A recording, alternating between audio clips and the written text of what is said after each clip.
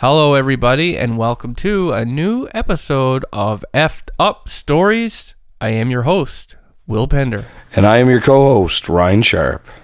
And tonight, we are doing another fan-submitted story. This time, she only has her name as Emma, but man, is it ever a fucking cool story. It really reminded me, actually, of Dr. Jekyll and Dr. Hyde. A split personality, demons. It's going to be good.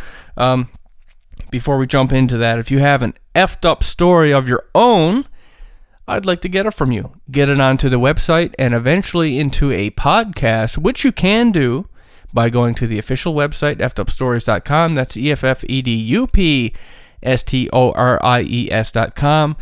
Go to the menu, submissions, fill out the form, hit submit. I'll have it, and we will get it out there. And with that having been said, we're going to jump into the story, which, by the way, is titled Mrs. Jekyll and Mrs. Hyde on the website if you want to read it, the original. But yeah, let's get into that. So, like I said, this came from Emma, and this actually came, I got this in October 22nd, 2015. I got so many great stories, I just haven't gotten around to getting out there yet, but yeah, we got a ton of stories to cover. But anyway, so Emma says the paranormal has always been a part of her life as long as she can remember, and she grew up in Eastern Europe, and there was always, stories, there was no shortage of superstitions and stories of family members whom have encountered spirits and just general things that nobody could explain. And Emma's grandmother was known for white witchcraft, and the occasional visit to the gypsies was pretty normal for her. So she had been experiencing things that were strange since she was very young. And she got very involved with research into the paranormal when they moved to the U.S. in the year 2001. And Emma said every time that she would try to live a normal life away from the paranormal, her family traditions would pull her right back into it. And she said the more, she knows more about the paranormal, or she did then, than she probably should. I guess at her age, she just knew far more than she should. But there's one topic that she dug too deep into. And this is a topic that unfortunately so many of us dig into deeper than we should. And that topic is demons. So, events in the past 6 years. So she sent this 2015, so from 2015 to 2009. The events that happened to her in those past 6 years really pushed her to explore the subject that really she wishes she had stayed away from. And the experience involves the one person that you would consider the holy grail of any family, and that's her mother. So we're going back to the 90s. So that's longer than 6 years. Anyway, forget what okay. I'm just reading this for what she has there. Maybe there's a point, but anyway, we're going back to the mid-90s here. Emma was living in Berlin, Germany. It was a typical family of five. She had her parents, two siblings, herself. And her family on her mother's and father's side were a mix of Catholic and Muslim. And all three of them were baptized. And her grandmother on her father's side was very old school Eastern European, always spending every minute that she could teaching all of the grandchildren scripture and prayers.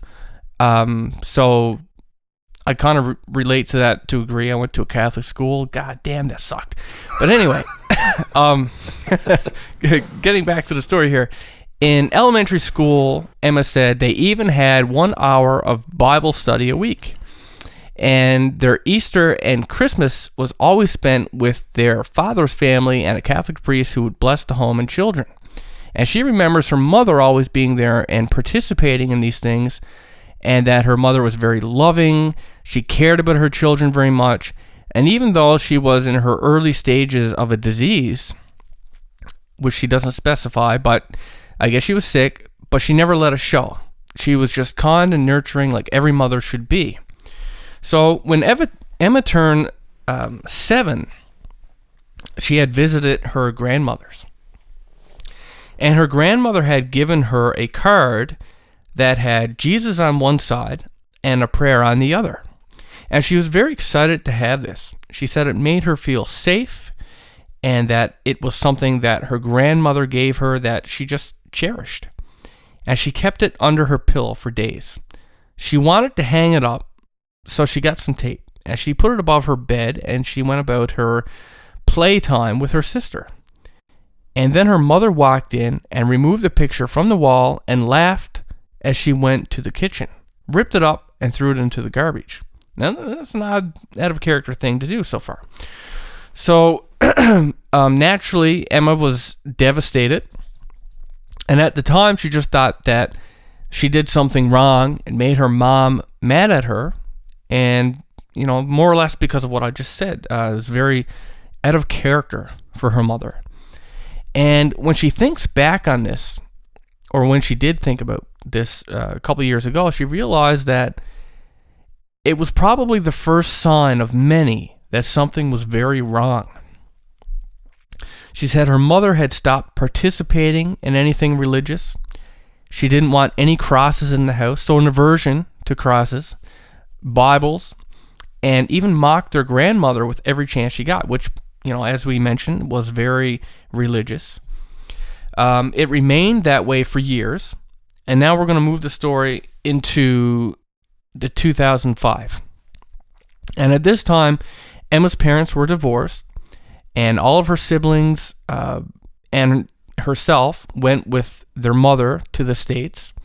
They lived in a 2-story 1920s home that turned out to be incredibly haunted.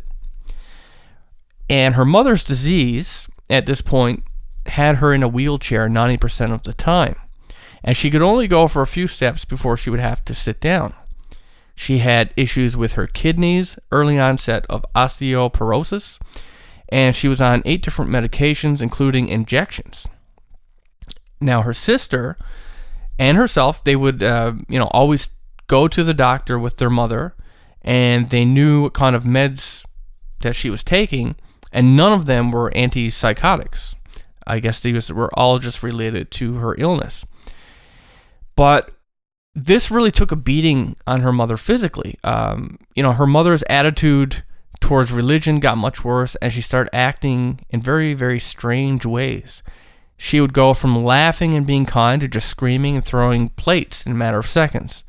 She would get so angry about things that she would literally wake the children up in the middle of the night and just scream, like she needed to have an audience to acknowledge the frustration that she had. And she remembers one particular night when her mother came into her room, and she said she somehow made it up all the stairs, which she quoted as having 21 steps. Now keep in mind, she spent most of her time in a wheelchair. She made it all the way up the steps.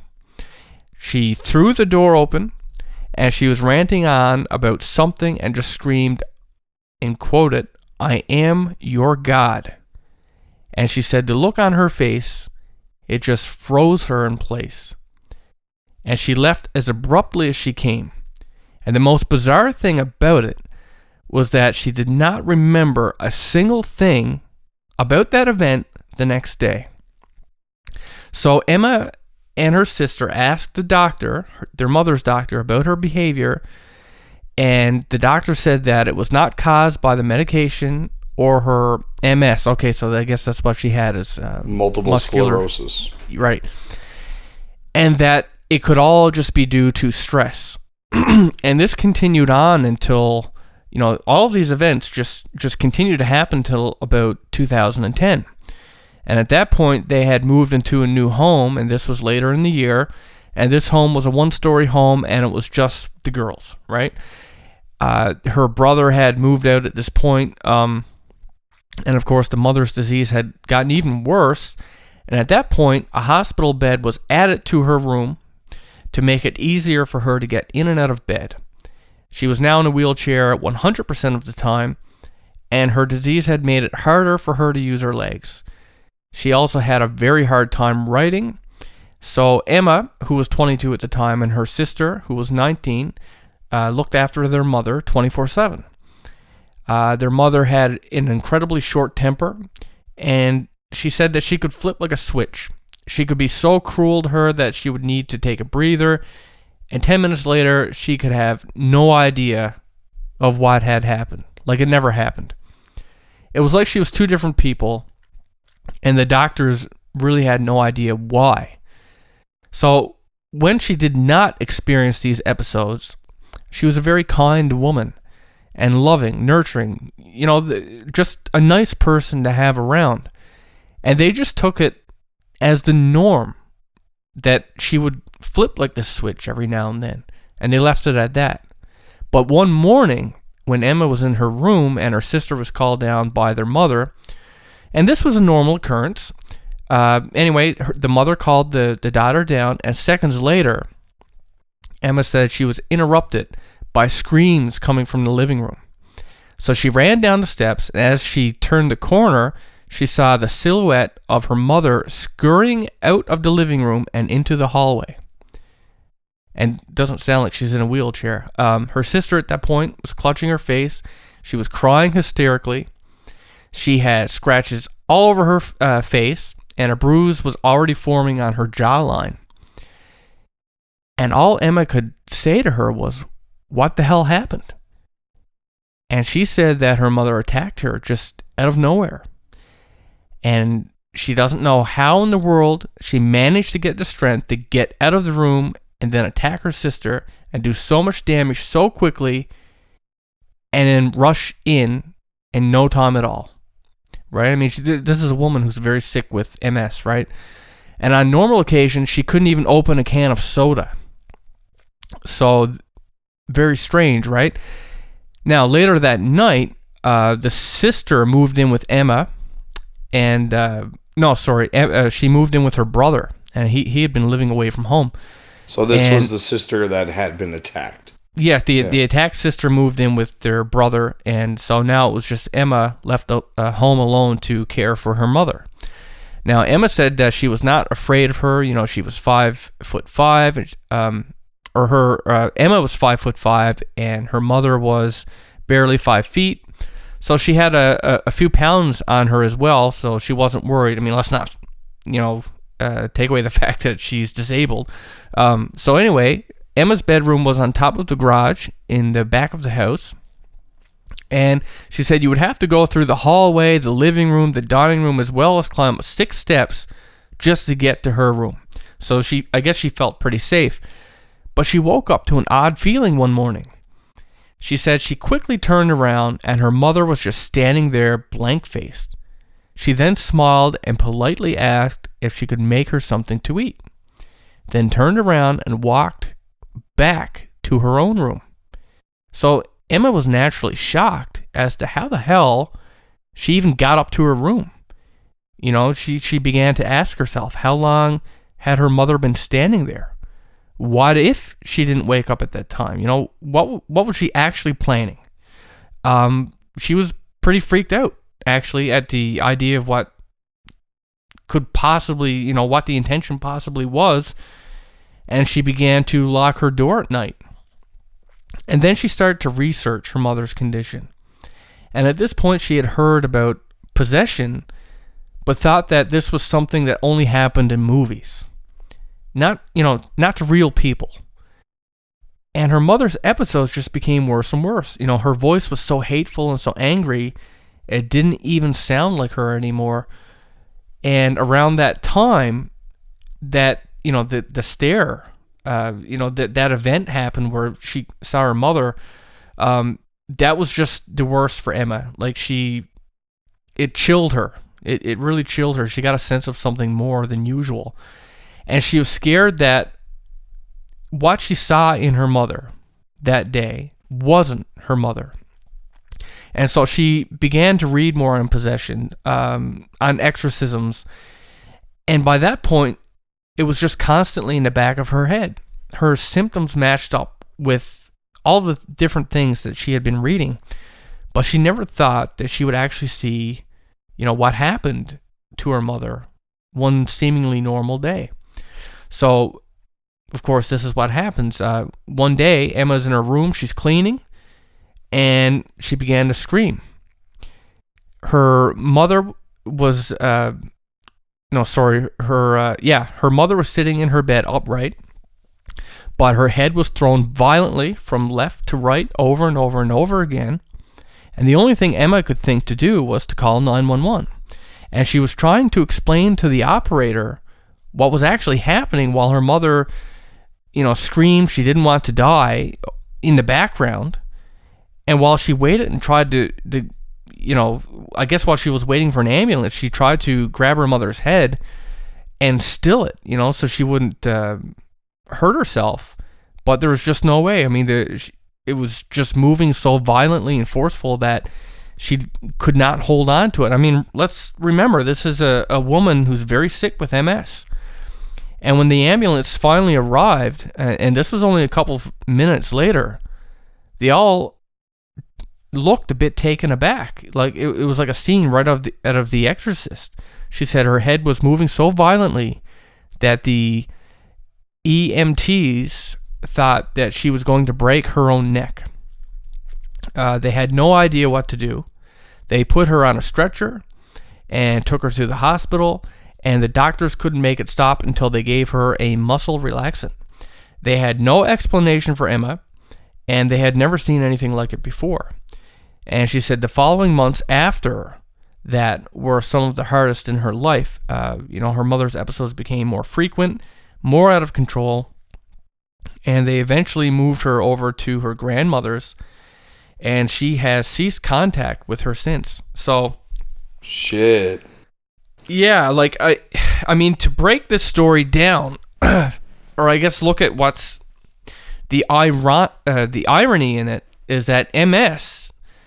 I mean, this disabled this woman, right? It completely disabled her. She, and now she has like superhuman strength, but only in these episodes, right? Other than that, she's completely handicapped. So we have a highly religious family who, the head of the family, the mother, suddenly begins, becoming very anti-religious, removing the crosses, tearing up, those little prayer cards with pictures of Jesus,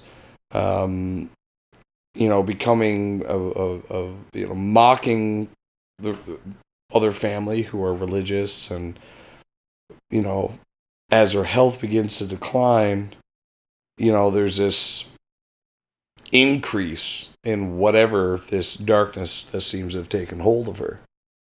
And this continues to the point where she begins attacking her own daughters, and culminating in an event where she, almost paralyzes herself by the sounds of things. Well, what it puts me in the mind of, and I mean, all I can do is speculate. That's kind of what we do. But what all these different stories we hear about possession, one of the things that we always hear is that permission must be given, right? I mean, that's like a checklist. If you don't give permission, it can't happen, apparently. But in the way that you give permission is not always like, okay, devil, I give you permission to do such and such and such, or okay, I'll sign your contract. The devil is sometimes it's more subtle than that. I've heard. Well, I'm not going to get into them, but I mean, I've even heard stories of the devil showing up in dreams and people realizing that it's more than just a dream and so on. So like it is subtle because the devil is the father of lies, and let's face it, nobody really wants to sign away their soul. And right. Really, I mean, we don't even need to make it as small as saying that, well, it's just this one evil being. I mean, it literally could have been any kind of twisted spirit or you're right. or entity, really. You're the right. thing didn't announce itself as anything specific, and I would imagine if there was, Sikh holy symbols hanging on the walls, they probably would have got rid of them too. Well, do you know what my opinion is? Just like if I had to try and figure it out. You have a woman who's very sick. And what would happen if you're sick? You're sick. First of all, it's not uncommon.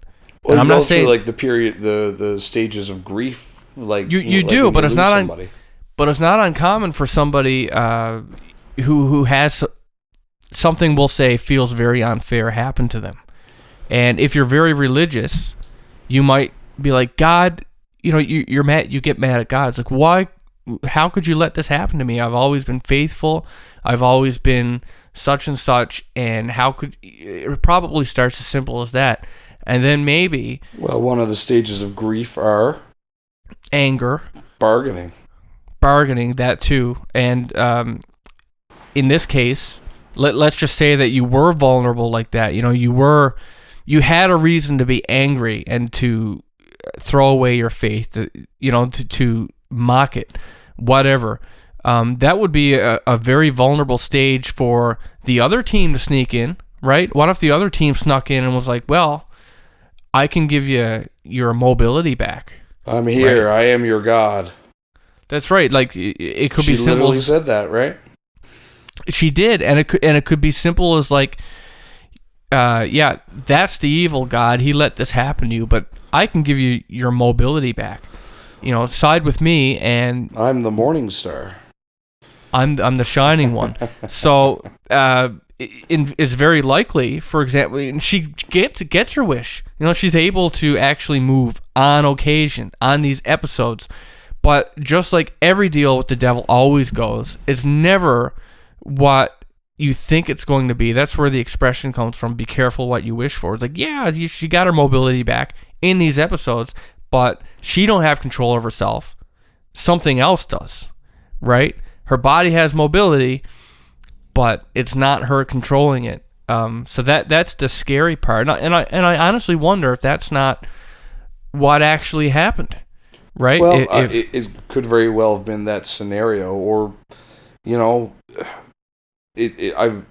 read lots of stuff that would seem to indicate that there are scenarios where when you are physically and mentally weak, especially those who are chronically addicted to different substances, remove those kinds of barriers that are normally in place.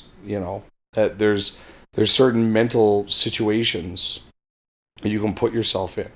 Maybe if you give up mentally, then you put a vacant sign, a spiritual come on in sign on yourself.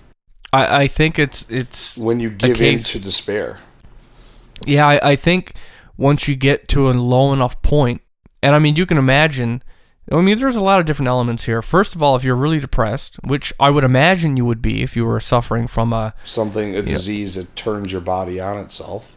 Right. I mean, if you would be very depressed. Not so much that as you're being betrayed by your own body. Right. So I would imagine she would have a lot of negative emotion. You couldn't help it. Anybody would, right? Oh, shit. I'd be a very uninspiring disabled person. Oh, me too. And so... So I would think that would draw negative entities, because negative energy is known to draw negative entities. They feed off of it. And second of all, she's vulnerable. And third of all, she was very religious before. Religious people are often the most targeted. Well, the rest of us are already going to hell, right? So I'm not. Why? Oh, you don't know? You don't go to church? Yeah, but I still refuse to go to hell. I refuse. Yeah, because that's how that Samuel works. L. motherfucking Jackson. I motherfucking refuse to go to motherfucking hell. Motherfucking hot down there. Yeah, so you do the whole purgatory thing instead. And do motherfucking purgatory. So yeah, I think that. I mean, this is Ryan. This is something. I'm not going to dig too deep here, but when you and I dabbled into this stuff. Yeah, that was a big part of the whole idea that if you're religious or whatever, you're a target. Yeah. Right? Because the deeper you get into this stuff, I mean, that's the people they hate most. That's the people who are in the middle. That's not such a bother, right? I mean, if they're really is a spiritual war. It's from the devout. Yeah, you're not worried about the bystanders. They're just cannon fodder. Yeah. Right. Yeah. They're worried about the devout Christians, the devout devil worshippers. They're the ones that are going to war in the spiritual war. And who better to take out than the mother? Then you can get all three of them, right? Well, that's it. She's the nucleus of the family, right? Right. Those the rest of the family, the two girls and the boy. I would imagine they did some serious soul searching and questioning of their faith during this whole situation. Well, that's just what happens. I mean, I can look at examples in my own life. I can look at examples in other people's life. But for people listening, I ask just to look at movies and TV shows that you've seen. How often, especially in dramas. Now, I hate dramas, but unfortunately, living with a woman and careful now. Yeah, that's what they like, right? So, and I work with all women who all watch drama carefully. I know I always get myself in trouble here, but so they watch stuff like Grey's Anatomy and shit like that. And how often do they have characters on there who is like, their child dies and it's like, I hate God now, I hate this, I hate that, and it's the catalyst, right, to really drive somebody, to be vulnerable to something like that. If something happens like that and it just feels so unfair, right? I mean, I can't imagine how I'd feel. Well, see, that's the tough position for me, right? I mean, I've been involved with both teams, and to this day, bisexual. No. One of the big themes being with the church is you're not supposed to question the authority. You listen to the clergy you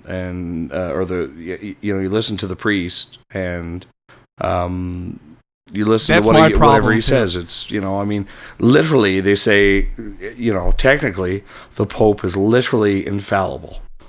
Right? I mean, that's part of being Pope is being infallible. I mean, we're people. Nothing's infallible. And one of the big lures, and even for me to this day, of the whole quote unquote perspective dark side, is its willingness to have you question everything. Right? Question the authority. Question what you're told. Is that the free thinkers. This is the religion of free thinkers, and that's. But isn't that a little bit convenient? Here's my thought. Oh, of course. I'm just pointing out what's alluring about it, right? And I get that because that's exactly what got me looking at it. I've always been one to question everything, and I still do. I question authority. I question anyone's right to tell me what I can and can't do. We're all people. We all have a life. I think everything should be fair. No one should be saying, "Oh, well, I'm greater than you, and therefore this or whatever." I think everybody has valid and equal say. Okay, man, woman, gay, straight, black, white, Mexican, every race, every color. That's how I feel. So I hate that about church because it is. It's very much a. It's a very elitist fucking boys club. It is, and so much full of very questionable pageantry.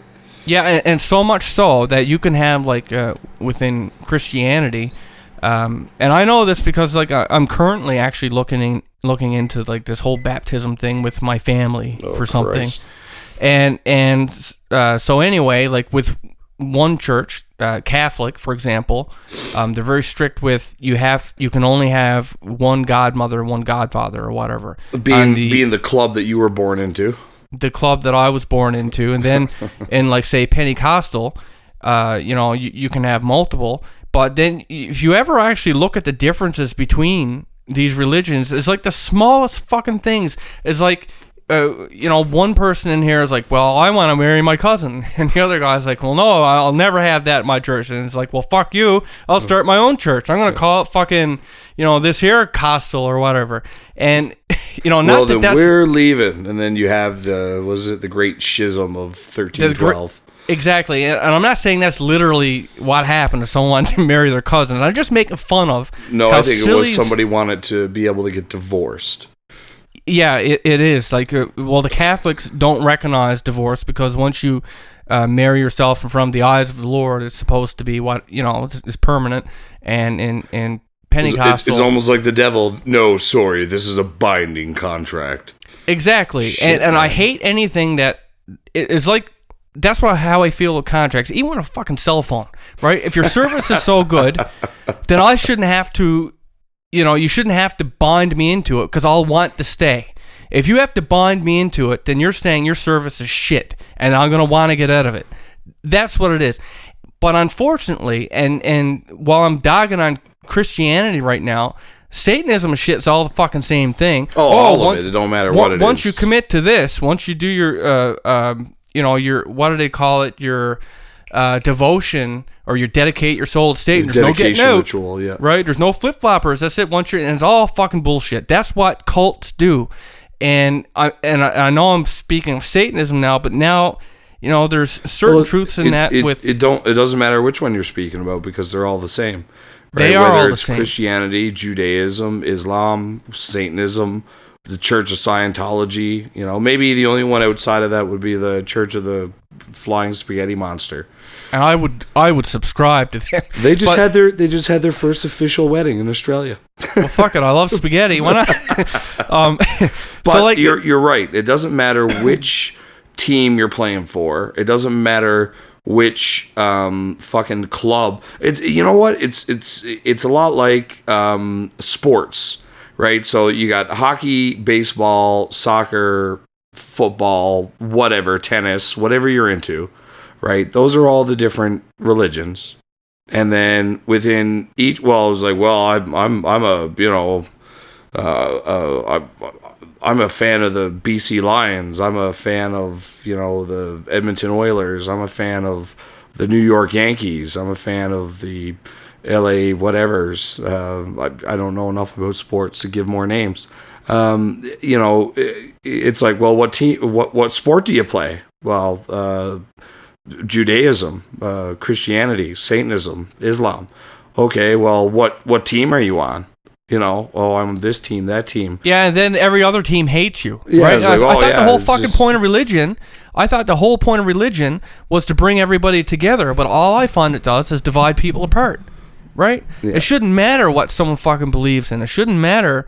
All it should matter. Here's my thought. Okay, I don't need a fucking weather vane to tell me which way the wind blows. Okay? I don't need to be told what's right and wrong because wired in my head, I know. Yeah. I've always known. I mean, you do learn, you are taught as you're brought up, but to a degree, it's already wired in you. Well, we have the ability, if we have a normal brain, the regular human creature, animal, beast, is able to identify in another person the same feelings and emotions and sensations that they feel. It's called empathy, right? I'm not going to kick you down a set of stairs because I recognize that would hurt. I know that I see those, or I understand those, the repercussions of that, what that would mean, the pain that you would go through, the feelings of betrayal and all those things, right? And we don't behave like that. We look how far we have gotten. A bunch of tool using monkeys. Look how far we've gotten by working together. Right, why subscribe to something that tries to separate you from that? Right, and that's what religion does. But I say that loosely because it's not really. It's organized. Politicized religion. It is, but it's not really, like I say religion, but it's not really religion's fault because I think it's mankind who uses it in that way.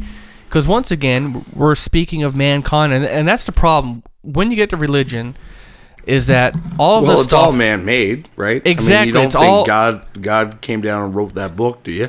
Well, that's it. Even if God was speaking to these different people who wrote the Bible, it's still being this person's take on what was said, this person's interpretations, this person's view on it. And let's not forget how many times it's been rewritten by different people of a political nature because they want to sway the public. I mean, before we had government and stuff like that way back when, it was the church that, basically laid the rules down for it was between the church and the crown. And I mean, again, not to rag on Christianity, because I feel the same about all of them, but I always use the example of, what's the most common Bible that everybody has? What's it called? The King James Version. Right. It says it right in the goddamn name.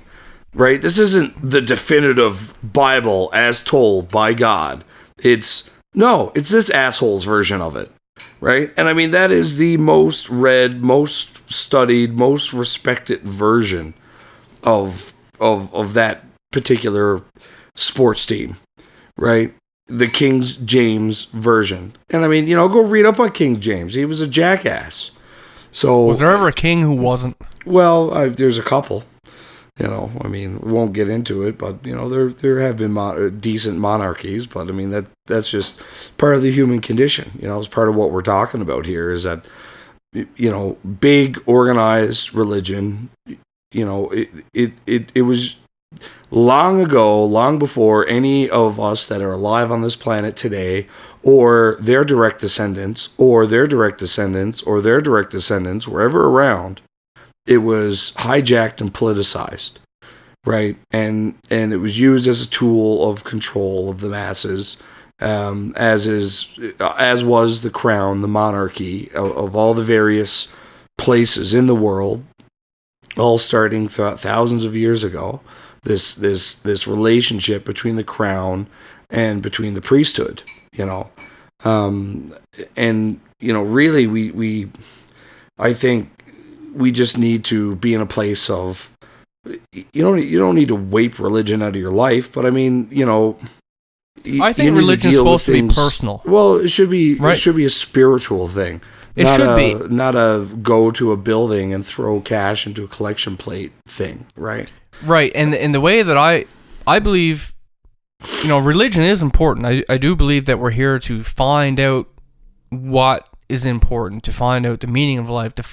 We are here to have this experience, but I don't think that just because you go to a building every week and you sit down and you repeat and always with you 100 times ad nauseum and stand up, sit down, stand up, sit down. It's like calisthenics. Like, fuck, you're buying yoga class or church. Fuck, I grind my teeth because it's so irritating. Like, I can't go. Even if, truthfully, I've read the Bible recently, okay, within like the last couple of years, and there's interesting stories in there.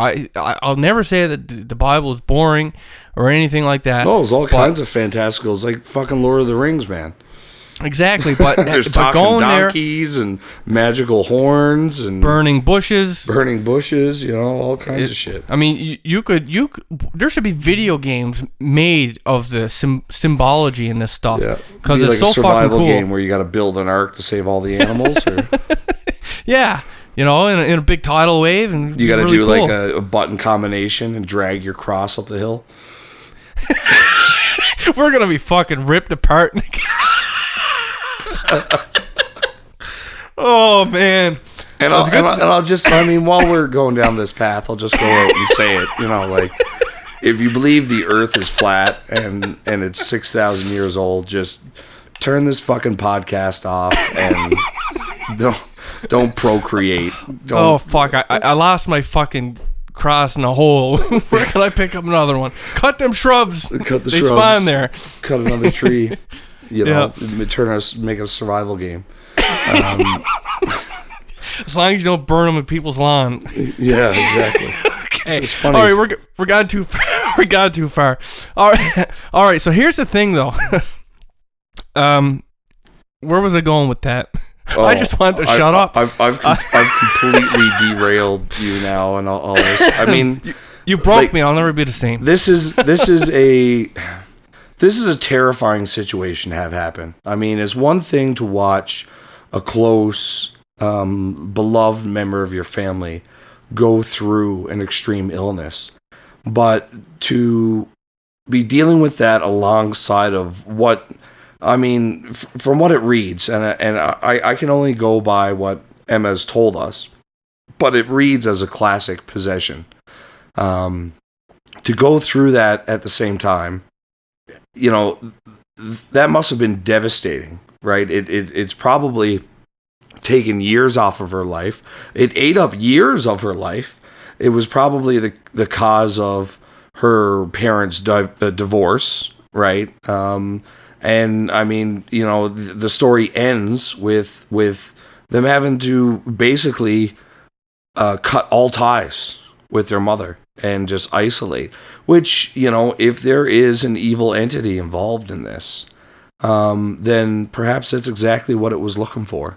Yes, now I have her isolated, right? I can. Well, that's with true. The full takeover, right? That's true. There does seem.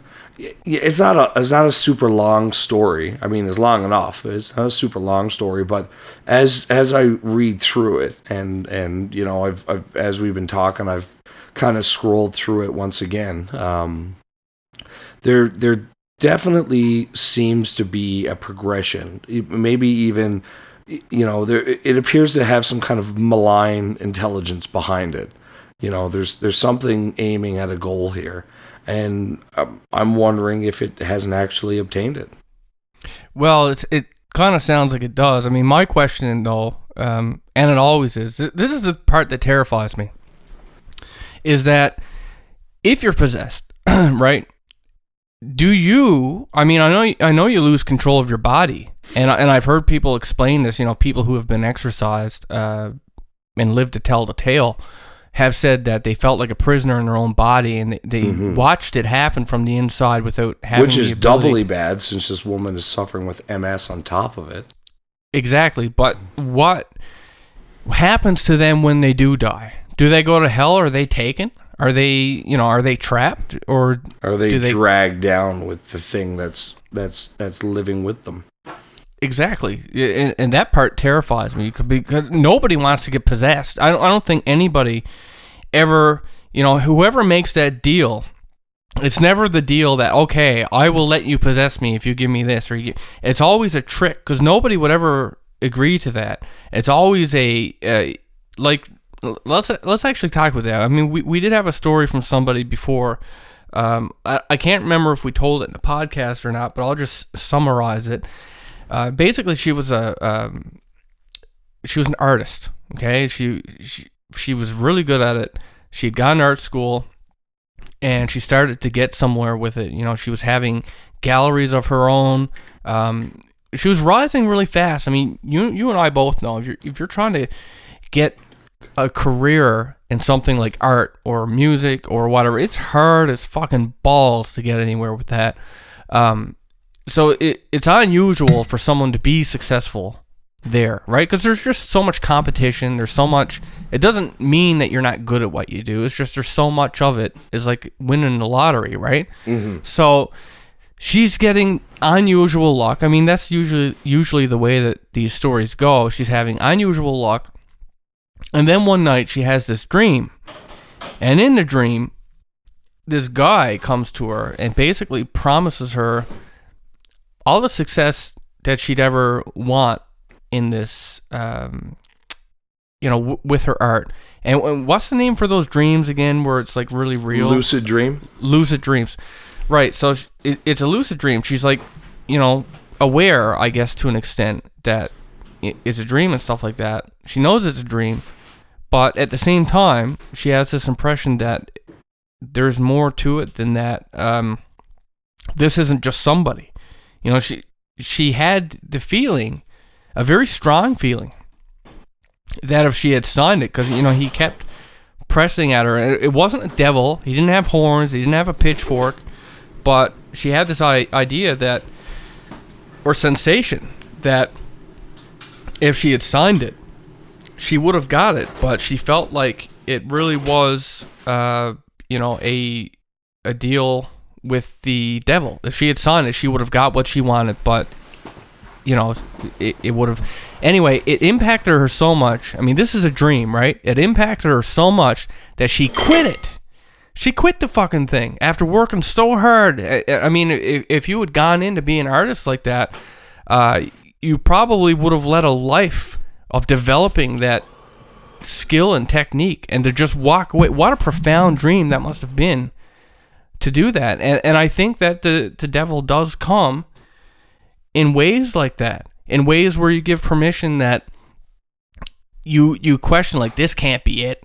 Remember that story we did with that guy not too long ago that he got really unusually successful in music? Oh yeah. I almost said the thing I wasn't supposed to say, but yeah.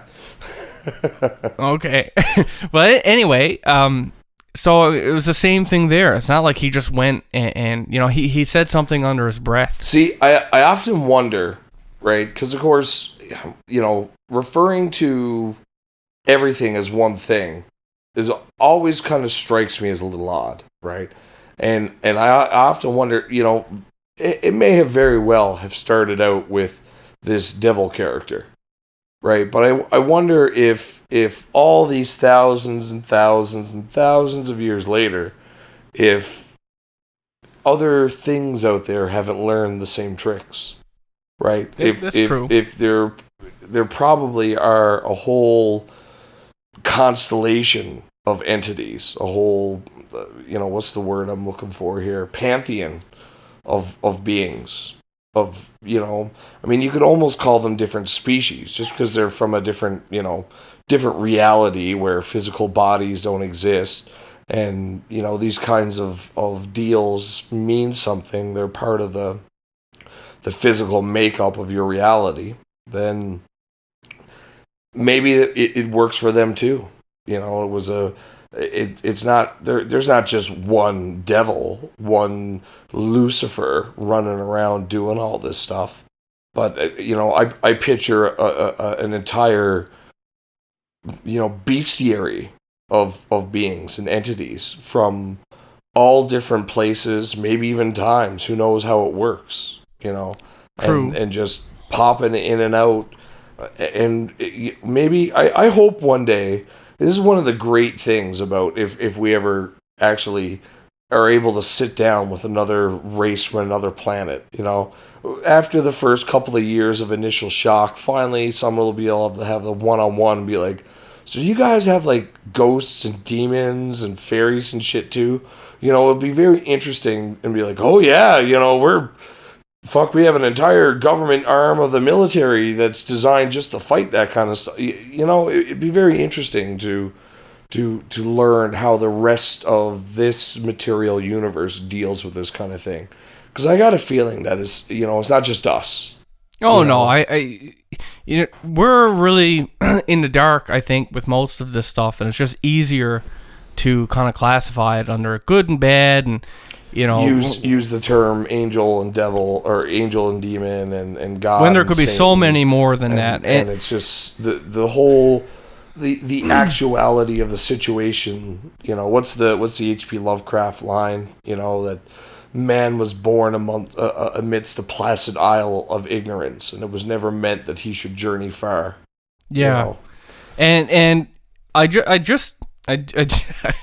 want to say something just because, like, before people, like, a lynch mob comes and just fucking throws us up on our cross there and like burns us at the stake. Fuck. Was it a Stone Temple Pilots song, In Your Jesus Christ Pose?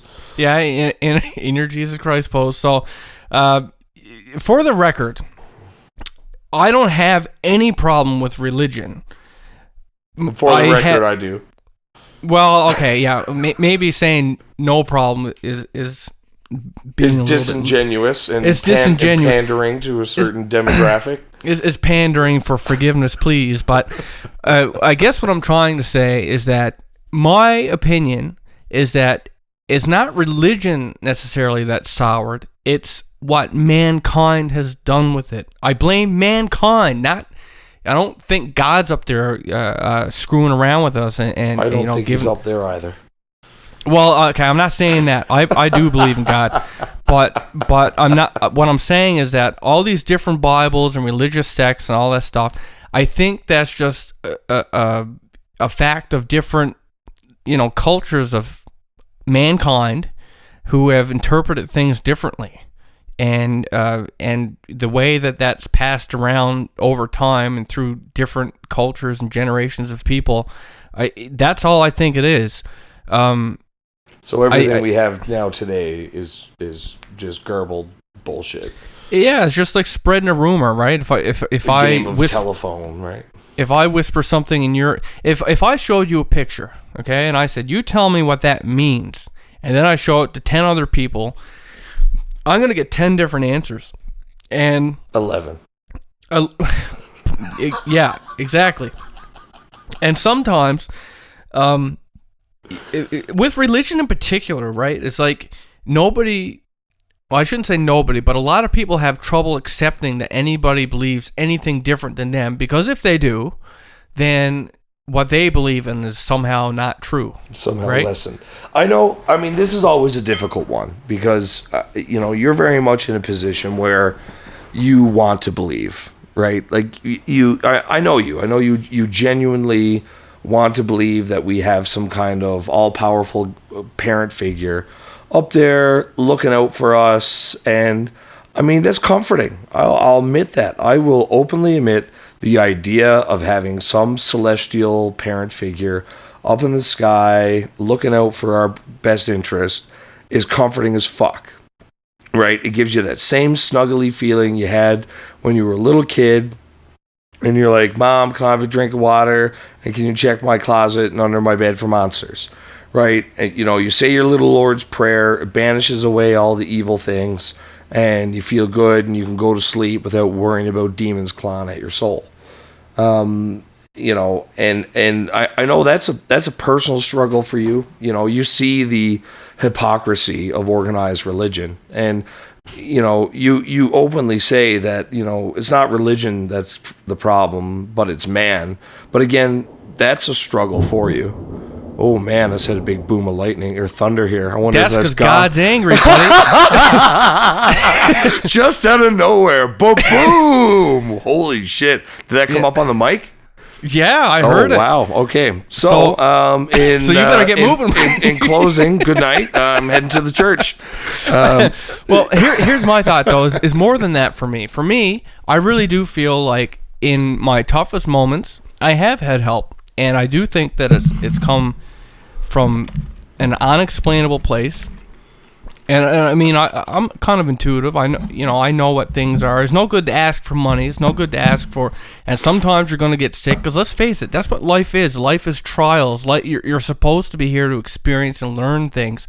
But if you look at life in general, that is the system. You have a father and a mother to every child of, even in nature, flowers have seeds, the seeds go, and it's different ways that it happens. But where I get a big part of how I think and why I feel like I know that there is a God and there is an afterlife and there is more to this than that. Oh, guaranteed there's an afterlife. I just don't know who's in charge. I get my, perception from the many, many hundreds, possibly thousands of near-death experiences I read. Because let's face it, nobody's ever gotten closer to what's actually out there than people who have crossed over. Yeah. Right? So that's believe me, every time, and I mean, I do this every couple of months. I don't think I brought this up before, but every couple of months, I go back and I listen to our interview with Howard Storm. And, I mean, those of you listening out there, you guys don't know this, but after we finished doing the podcast with him, doing the recording, I mean, this amazing man talked to us for like another hour. And I actually recorded that as well. And that's not for anybody else but me. Right. That's, part of a private kind of a conversation that the three of us had together. And it's something that I keep specifically for my own purposes to re-listen to. I mean, I found him super fascinating. And the guy was so touched and moved by his experience that, I mean, he became fucking Father Storm. How cool is that? That's a really cool last name. Right? It's like my foreman at work. He was in the military, and his name is Sergeant Savage. I shit you not, man, Sergeant Savage. But it's easy to be moved by these people's stories, right? And I listen to it and I think about it and I mull this stuff over. I mean, as I sit here with a Baphomet on my shoulder, and I smile and I listen to Howard Storm's story and I think, how amazing and wonderful if all this is true. And I really, I don't think that I need to do anything different myself to get in contact with that afterwards. I mean, I help my friends. I look after my family.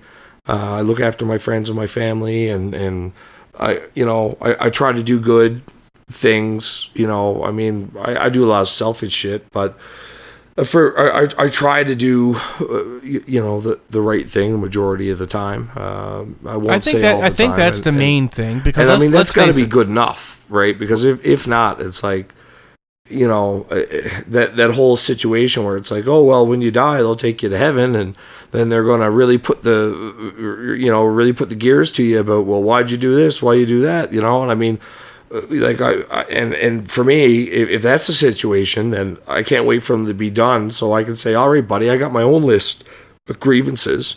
You can't make a fucking car with square wheels and expect it to drive smoothly. I mean, we're imperfect beings. We're filled with greed and avarice and jealousy, but we're also filled with love and joy and a sense of beauty and wonderment. And people are a product of their surroundings too, right? Well, we are. But I mean, we're all of us are filled with all these things. We have equal measures of love and hate. And I mean, I'm not for a second saying go out and hate anything. Hate's a very strong, very negative emotion. But we're built of equal amounts of all this stuff. That's what it means to be human. I mean, we're not angels, we're not jinn, we're not demons, we're not any of this other shit. We're fucking human beings. And this is the bits and pieces that make up human beings. And, if you can make it through your life, and not torture, maim, and kill, and create chaos and destruction and pain and misery, I hope at least that'll be enough, because, I mean, that's all they're getting out of me. Well, I think that's a good point. And from what I've heard anyway, when you do go on the other end, it's not that you're sat there and you're judged. It's more that you judge yourself. That'll be great. All us narcissists are going to heaven. Because we're all delusional, right? But all of us delusional fucking narcissists, we got the highest seat in heaven waiting for us. Well, here's the thing, though. From many cases that I've heard, is that the second you die is like the blinders come off, the filter that is your body, your past lives, your past experiences. The ego melts away, and you're able to see your asshole self for what you are. And exactly, and everything that's what it's like when you take mushrooms too. By the way, well, there's probably that could be its own podcast. We're not going to go in there too far, but the idea that I personally believe that, yes, we have lived many lives. Have you ever been told that you're an old soul? Because I've been told that by quite a few. A bunch of times. I even did psychics. That hypnotic regression, if you remember. I know, you were an old black woman. Apparently, yeah. Yep. So, for us, I do think that we come here multiple times, and I do think that once we die and the blinders come off, like everything comes flooding back, and then perhaps we look at our life and we're like, oh shit, I fucked up again. Like it's like you go into this life fresh, and then it's like, oh fuck, I took the wrong route again. I messed it up again. Yeah, you don't get to go ahead. I've been stubbing my dick in the dirt since Egypt. Right? Yeah, well, you shouldn't have put it down there. It's the wrong hole. 4,000 years, and you can't stop falling on your face. You know. Well, that's just it, right? Because when you come here, that's the whole idea, is that you have to have it fresh to learn. Even the Greeks had this belief, like with Lethe River, right? Like you drink from the river, and then you forgot everything. It was like amnesia, and you had to do that to have this fresh experience. And you see it through different cultures, and I think there's something to it, whether that's literal or not. I do think that there is something to that in this life, and from all the different near-death experiences I've read and heard, and I mean personally, I will state that's one of my most the subjects I find most interesting. Oh yeah, you've read 10 times more of that stuff than I have. That's for sure. Right, because to me, the ultimate thing of life is the afterlife. Like this is just a means of where you're going. I don't necessarily think that it happens after one life, but I think it's all, linked. I mean, that's the goal. The whole point to come here is to learn and grow and get to better places. And so all this materialism, I'm not going to say I don't get caught up in it. I do. I mean, that's what we've turned life into. I mean, I work. There's things I want to get. There's things I want to do. But again, I mean, I don't think there's anything inherently wrong with that either. And, me either, especially because I do a lot of creating and giving back. Well, there's a lot of beauty in this world. And then, I mean, maybe I don't have the best opinion on the matter, but, there are so many experiences and situations and people and scenarios that are just amazing. Right? I mean, I've only been kicking around this planet for 30 years. And that's a long time, Ryan. That's a long time. You're older than me. That's old, man. You're older than me. Yeah, but I'm arguably rushing towards the grave faster, but I've avoided manual labor my whole life. So. That's true too. So maybe we'll kick off at the same time, but maybe. Regardless, I think there's a real danger of getting caught too much up on or into what's coming next. I mean, what's coming next is coming, and there's, well, I won't say there's no force in the world that can't stop it, because I'm very much a transhumanist, and I believe that by 2029 I should be able to upload myself or augment myself somehow. So, I mean, I'm hoping that we're the generation that gets to live forever, and I won't have to find out the answer. Is it oblivion or just the next step of the journey? And I mean, really, when it really comes down to brass tacks, it doesn't matter. Because if you're moving on to the next step, if you're moving on to the next stage of existence, then that's going to happen one way or the other. Even if you find a way to extend your life for 100,000 years, I mean, something will happen and you'll make that step into the next great beyond. Yeah, you'll jump to your new body and you'll be like, oh, forgot to carry the one. Oh, boom. Forgot to carry done. the one. And if there's nothing, if it's just oblivion, I mean, if this is it and there's nothing else, and I mean, that's a real possibility. That is a real possibility. There's nobody that for certain can put anything down in front of you and say, here is proof that you shall live forever in the kingdom of heaven, blah, blah, blah. There's no one that can prove that. So I think, it's so important. That makes it, so if that's not true, if that turns out not to be true, there's nothing for you after, then that makes this go around so much more fucking important. Right? That makes the decisions you make and the people you surround yourself with and the things that you do and the things that you become involved with, it makes it so much more important, because this is your only shot. Right? Well, and that's the worry, right? Is that this is your only shot for what happens. But that's how you should live it, right? Live it like there's nothing else. Right, and I mean, that doesn't mean go through life and devour and eat and destroy everything that stands in your way and take whatever you want. But that means, live life and cherish it like there's nothing else. Because I mean, this is all we know for sure. I guess that's my take on the whole situation, is that I don't know. I don't know, No, and that's true. I'm Nobody hedging knows my for bets on living life to its fullest. You know, which we do by spending hundreds of hours in video games.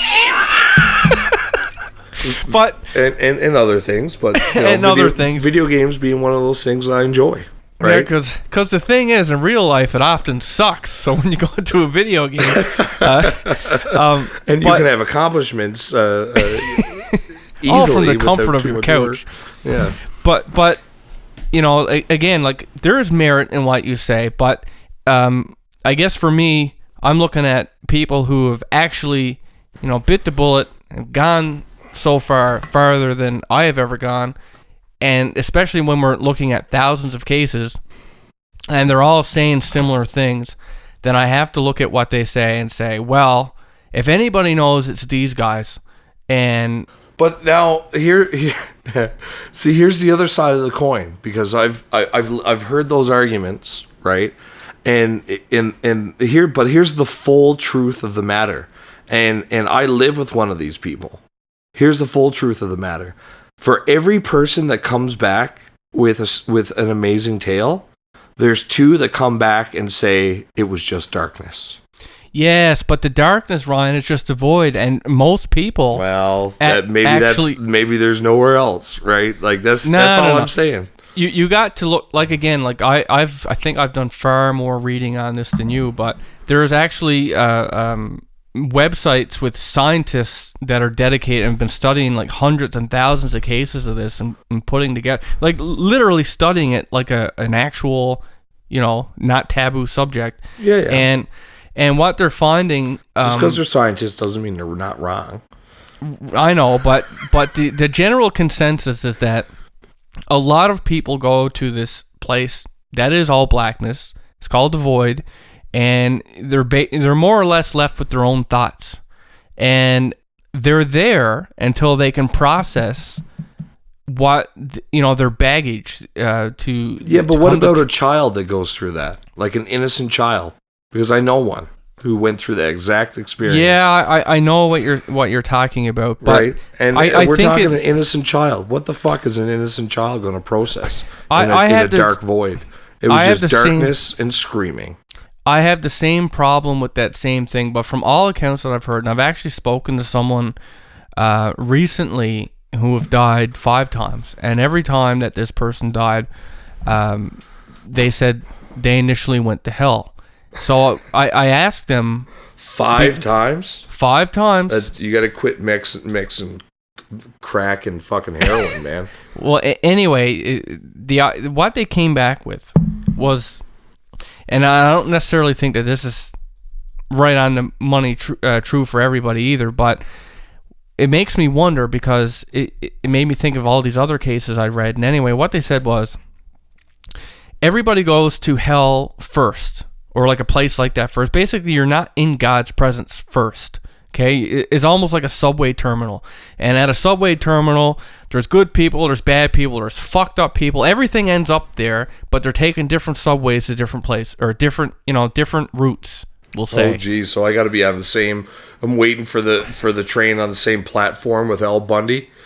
You could be, right? Okay, you're going to end up in this dumping ground. I don't know if I agree with this system, but go on.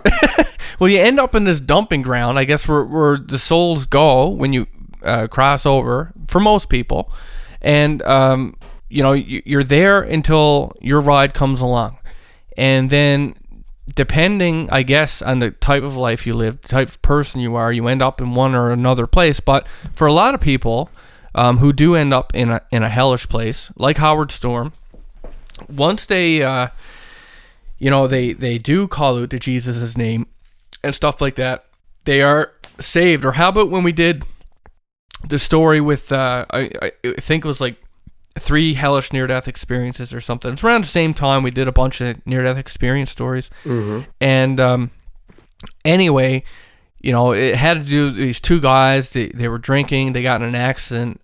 They both died. One was going to stay gone, but the other one, he was more or less told that he was just there to see what he had to see, and then he was going to go back.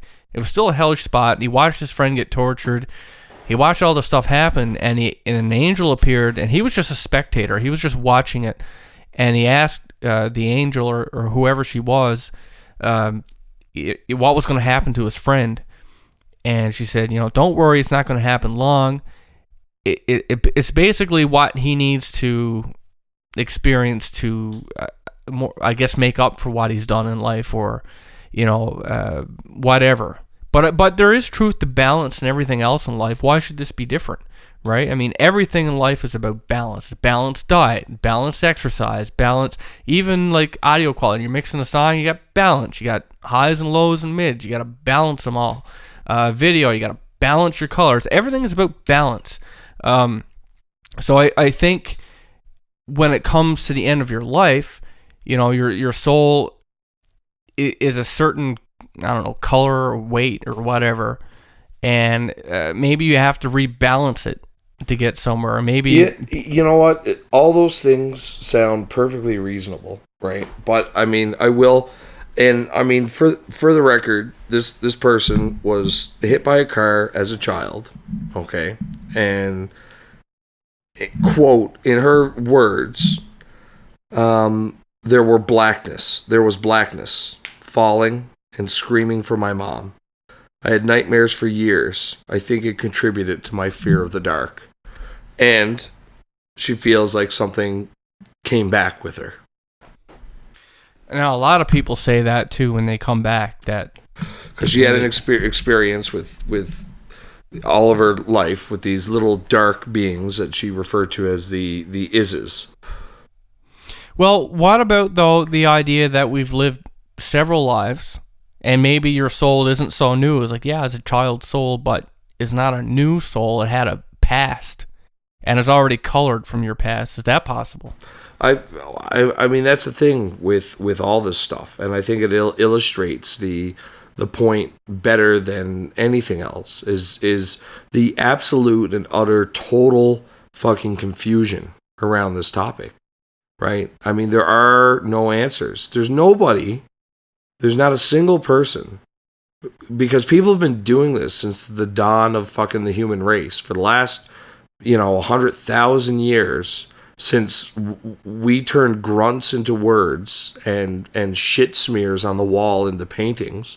Is that how you paint? I'm not an artistic individual. But I don't paint like that. But I don't paint like that. I know a guy though. Since we began communicating, we've been trying to come to grips with this whole thing, and we've developed a philosophy and religion and materialism and all kinds of isms, to try and explain it. Right. And at the end of the day, there just really is no answer. Every single member of every single religion that has ever existed. And I mean, just wrap your head around it. I mean, there's like 10,000 different faiths in existence on this planet right now. And let's not forget the covenants and dark souls. Exactly. There's like 10,000 different faiths, and then you rewind back 100,000 years. Every single member of every single one of these different religions and faiths and schools of beliefs and philosophies have been absolutely cocksure of whatever it was that they were kneeling down to, right? And many of them conflict with one another, right? Well, yeah, that's the irony. And so at the end of the day, we've had this grand experiment with religion over 100,000 years of existence, and we've come, apparently no closer to solving the riddle. There's intrinsically no answer. You have to find the answer in yourself, right? There's that's just it, though. There's no one out there that give you an answer, and the answer that you find for you may in fact not be the answer for somebody else, right? That's the further irony to it, right? Well, that's why I said it's so I feel like it's personal. I don't feel like it's something that you should go to like, I don't think it was ever meant to be that easy. I mean, to me, it sounds like what happens after is the most important thing, the whole point of why we're here. Should it really be so easy that we just show up at a building every Sunday and now we're accepted and we're good to go? I mean, it's supposed to be the biggest deal that we're ever going to deal with. I think that means your life trying to understand it. And I know I'm never going to know for sure. No. But like, doesn't mean you should ever stop looking. No, but that's my point, is that I think that's what we're supposed to do. You know, that is the point. I mean, everything else is just, it's an experience we're supposed to have. There's things we're supposed to learn, but I think we are here to try and understand and learn from this. It's not, okay, well, I mean, how many people do you think just absent-mindedly show up somewhere and they just believe in something? I know people like that. No, 98% of them. Right? It's just like, 98% well, you tell me what to believe. Of every church. It's like, this is the way I was brought up, so I believe it. You tell me what you think. This is the way I was told to believe, so this is what I believe. Exactly. And that's where you and I are different. And it's not where, people often say, and I'm not saying we don't ever, I guess, look on religion in a negative light, but I think it's because you and I are both of the mind that we question things and we look and we learn. And I resent the idea of being spoon-fed stuff and just told to believe it just because, right? And so, personally, I put a lot of work into what I believe. I did a lot of looking. I did a lot of soul searching. I still do. I've always done it. And I do believe it's meant to be hard. It's meant to be taken seriously. It's a big deal. That doesn't mean that I think the idea of religion or something more stupid. I don't think that at all. I think it's more important than most anything. Now, did you read the Old Testament or the New Testament? I read them both. Yeah, see, that's quite a slog. I've done both, and I got through most of the Rig Veda and Bhagavad Gita, and I got through the like maybe a quarter of the Quran. I ran out of gas about a quarter way through the Quran. Well, here's the thing, right? Like, I'll say right up front right now that when I read the Bible, if I were to take it literal or take it to mean exactly what some of it sounded like, then some of it sounds really terrible. I mean, especially the Old Testament stuff. That was a dark chapter in Christianity. Well, I mean, just the fact that it has a line in there like, thou shalt not worship other gods. Well, that right there admits that there's more than one God, which is something that people argue night and day, that there's only one God. Well, it just says right there, thou shalt not worship other gods. So already we have a problem, right? But I mean, there's literally hundreds and thousands of examples. I bet you a couple of years later, a guy was like, God damn it, I meant to put false in there. Oh, they're false gods. Oh man, I'm going to start a war. Right, but I guess the difference in opinion there, and I'm not saying either one's right or wrong, is and it's probably given born to like at least 2 or 3 different denominations. There's that. Well, I always think that it comes down to it being interpreted and put out there by mankind, because I know certain stories actually literally did come from people's, what they thought, paintings were saying that were hidden in scrolls that were dug up in, I can't even remember where they're dug up. And I know if I guess at it, people say, that never happened there. See, everything he says fucking bullshit. Right? So I'm not even going to say that. But yeah, there were paintings or tablets or something like that with pictures in them that were in little canisters that were dug up, and certain biblical stories were literally interpreted from a picture. I'm sorry, man. You can't look at a picture and tell me exactly what that means. That just don't fucking happen. Everybody sees something different. And if we're going to look at stuff like that and start taking it literally, then it's just too silly to talk about. Yeah. Right? So, with that said, man, hopefully everybody... It'll be interesting to look in the comments. I don't know if it'll be as interesting as it is scary, cringeworthy. It's like, ooh, my inbox is going to be filling up tomorrow morning. Yeah, we could be lynch mobbed by then. So I'm gonna have another drink before I go to bed. But it's funny. It's when I had that thought as we were getting into this topic. Well, if nothing else, here's my thought. Okay, live and let live. I'm not telling you anyone else to believe in a certain thing. This is what I think. I really don't care what anybody believes. Isn't that out of the Satanic Bible? Do as thou wilt, lest thee hurt another. Yeah, but the Satanic Bible, a lot. Remember now, when we were dabbling in that, I poked a lot of holes in that, and that just, I thought you would never speak to me again after I did that. But yeah, so everything is false. Just go with your. It's a personal experience. Look everywhere. Oh, I thought you were going to go all Assassin's Creed, right? Nothing is true and everything is permitted. Oh, I thought you were going to say jump in a haystack and hope everything disappears. All right. Well, thank you so very much, everybody, for bearing with us tonight. I mean, for listening to our dogma. We're probably not, for the religious folk out there, we know that this is not your favorite topic for us to talk about. And for those of you who've stuck it out, we appreciate us. And for those we appreciate for those Christians out there who are mad at us, well, you got to forgive me. It's part of your religion. Well, I was just gonna say, like, that's part of it. It's part of the deal. Part of the deal. Not judge. You got to forgive me. That's right. So, with that said, I think we're pretty golden here, Ryan. Yeah. Unless anyone's gonna be a hypocrite, they'd have to be a hypocrite to judge, or right. So we're in the clear. You know that before you comment. Okay, cool. With that said, we'll have more non-religion themed podcasts coming in the short while, and I hope you'll tune in for that one. Thank you so much for your time. Good night.